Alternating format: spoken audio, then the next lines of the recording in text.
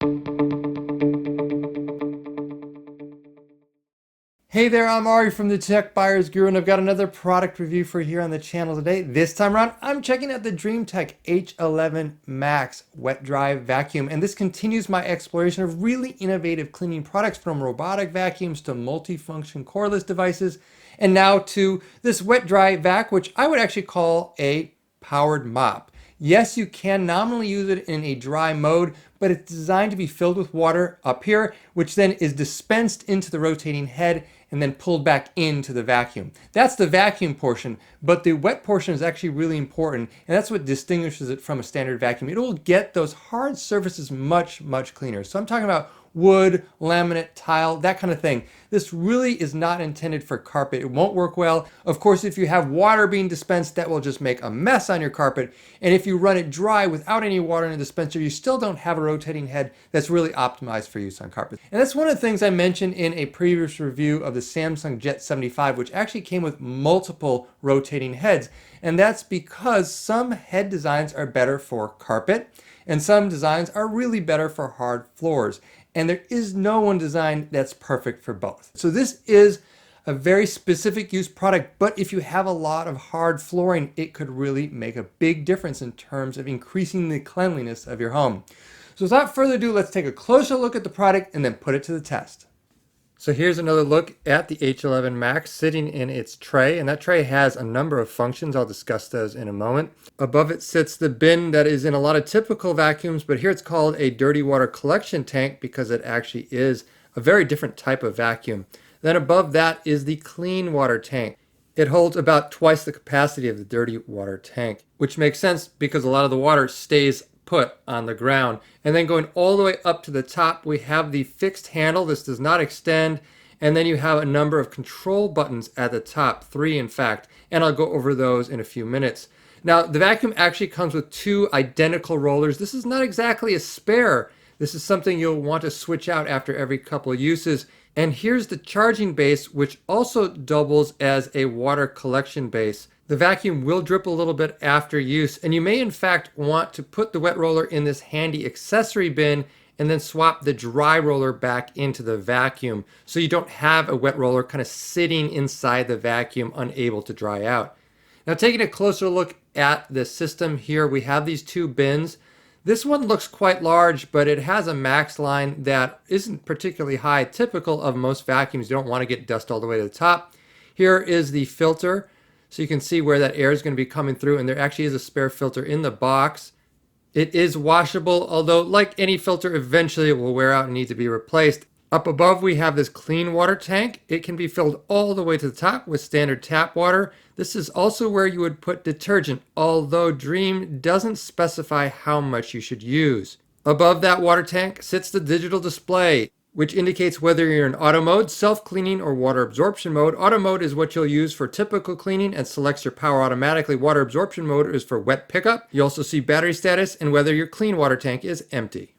At the back of the device, you have a voice prompt button, and it's pretty loud. Voice prompt on. Low volume. High volume. I would just shut this off. Voice prompt off. On the handle, you have 2 buttons. The first is actually the on-off switch, or the main power button. The second is the water absorption button for wet messes. You'll want to use that only for specific use cases. At the very top of the device is the self-cleaning button for use when the vacuum's in the cradle and you want to do a deep cleaning of the roller. Now it's time to put the H11 Max to the test, and the goal will be to see if it can get this floor, which was freshly vacuumed, cleaner and get that grime pulled up that a vacuum just won't touch. So let's go.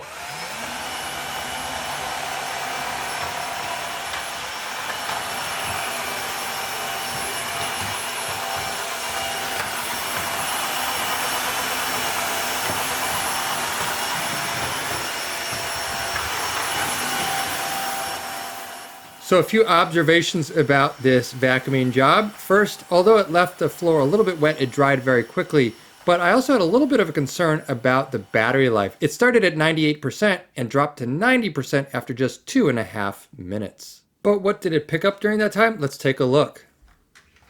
One thing that I was a little bit surprised about is that the tank doesn't get that full of water. I guess most of it actually stays on the floor, but it certainly did pick up some grime, as you'll see here.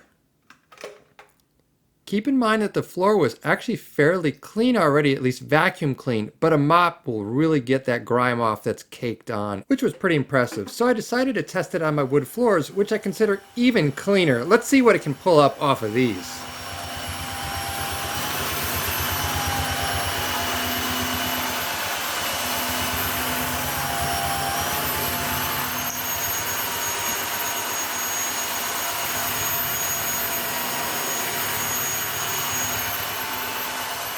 Now you may have noticed during that demonstration that the level of noise coming from the vacuum was changing, and that wasn't just a quirk in my filming, that's actually the vacuum changing its power level automatically based on the amount of debris and grime it detects on the floor. Now I didn't see any difference in the floor, but it certainly picked up some type of difference because it was fluctuating, as you can see here, between green, which is basically relatively clean, and red, which means very dirty. How dirty do you ask? Well, yeah, pretty dirty. That does not look good, but I'm glad it's not on my floor anymore. But to really put this to the test, I had to simulate a mess that I often have in my house when my kids spill their breakfast on the floor. Let's see what the wet mop can do.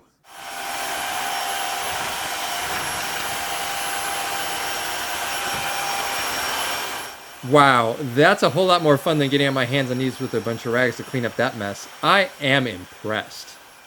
So in the end, what did I think of the H11 Max? Well, it definitely answered a burning question I'd had for a long time, which is, what's left over when I'm done vacuuming? And the answer is a whole lot. So if you want to take your home cleaning up a notch, this is going to be your ticket to ride. I'm definitely going to be using this in my home regularly where my kids make a mess. With that said, I did have some usability concerns, and I'll go over those one by one.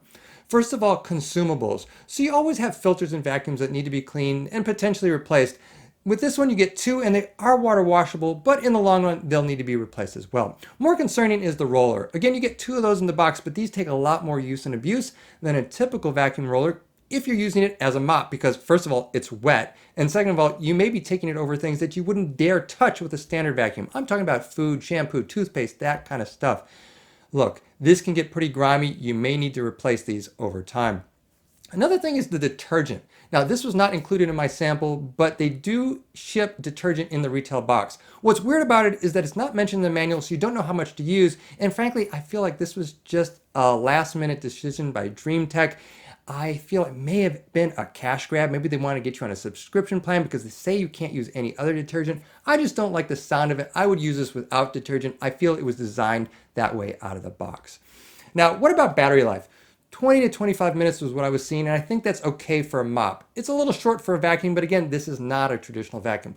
More concerning was the recharge time, about 6 to 8 hours. So you're probably only going to be using this about once a day. Now, another concern I had was that while it didn't leave a lot of dirty water on my floors after cleaning, what it did do was leave a couple of drops of dirty water where you ended your cleaning session because the mop is still wet at the end. So you'll either want to have the base nearby or have a towel or some paper towels nearby to clean up what drips off of the roller. Now, my last concern relates to how this handles hair. A typical vacuum will pick up dry hair pretty easily, but won't handle wet hair very well. And by nature, this makes all hair wet, which means that it will clump up inside the tubes before it gets to the wastewater bin. That means that if you have members of your household with long hair, or if you have shedding pets, you'll want to vacuum before you use this mop because it's really not the right tool for that type of cleanup. So that pretty much wraps it up. If you have any questions, post them down below. If you enjoyed the video, please give me a like and subscribe. And as always, I'm Ari from the Tech Buyers Guru, and I will catch you next time.